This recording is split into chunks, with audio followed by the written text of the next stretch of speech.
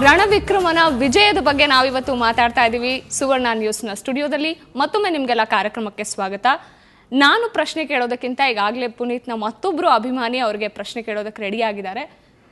S, over to you. ನನ್ನ ಹೆಸರು ಗಣೇಶ್ ಅಂತ.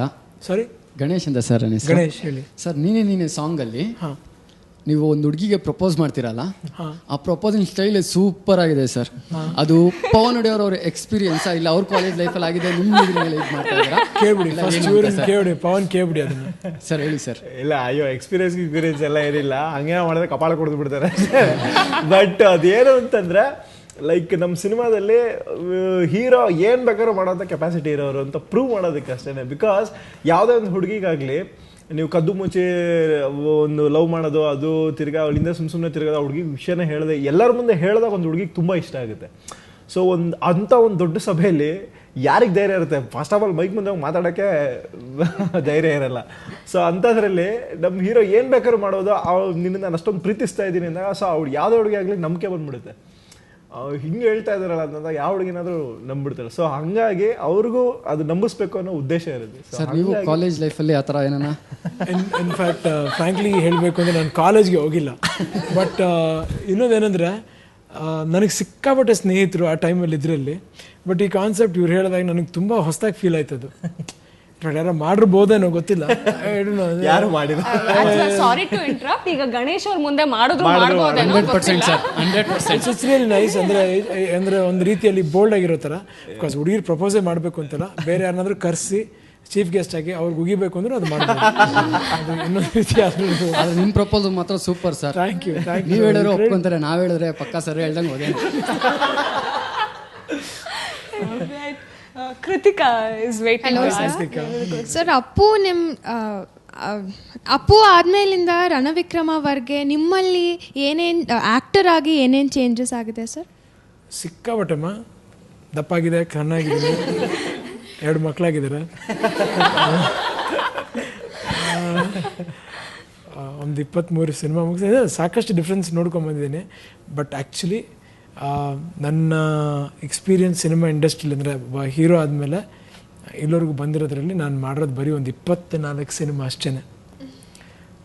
ತುಂಬ ಕಮ್ಮಿ ಸಿನಿಮಾಗಳು ಮಾಡಿದ್ದೀನಿ. ಬಟ್ ಅನುಭವಗಳು ಸಾಕಷ್ಟಾಗಿದೆ. ಐ ಮೀನ್ ಎಲ್ಲ ದೊಡ್ಡ ದೊಡ್ಡ ಡೈರೆಕ್ಟರ್ಗಳ ಜೊತೆ, ದೊಡ್ಡ ಡೈರೆಕ್ಟರ್ಗಳು ಅನ್ನೋದಕ್ಕಿಂತ ಹೆಸರಿರುವಂಥ ಡೈರೆಕ್ಟರ್ ಅಂತ ವಿಷಯದಲ್ಲ ಹೇಳ್ತಿರೋದು.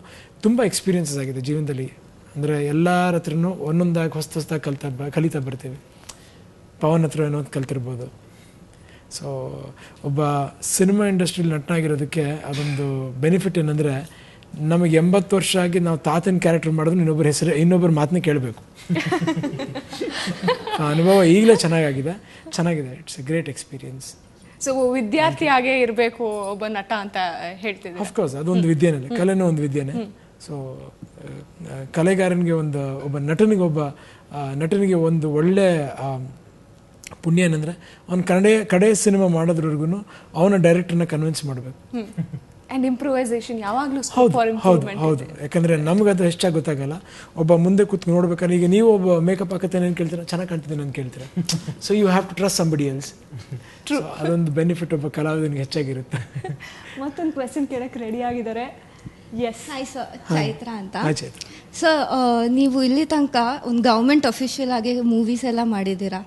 ನಿಮಗೆ ಬೈ ಚಾನ್ಸ್ ನಿಮ್ಗೇನಾದರೂ ಆ ಥರ ಆಸೆ ಇತ್ತಾ ಒಂದು ಗೌರ್ಮೆಂಟ್ ಅಫಿಷಿಯಲ್ ಆಗಬೇಕು ಅಂತ ಲೈಫಲ್ಲಿ? ಸಿಕ್ಕಾಪಟ್ಟೆ ಇಂಟ್ರೆಸ್ಟ್ ಇರೋದು ಬಂದು ಒಬ್ಬ ಹೈಯೆಸ್ಟ್ ಅಫಿಷಿಯಲ್ ಇನ್ಸ್ಪೆಕ್ಟರ್ ಆಗಬೇಕು ಅಂತ.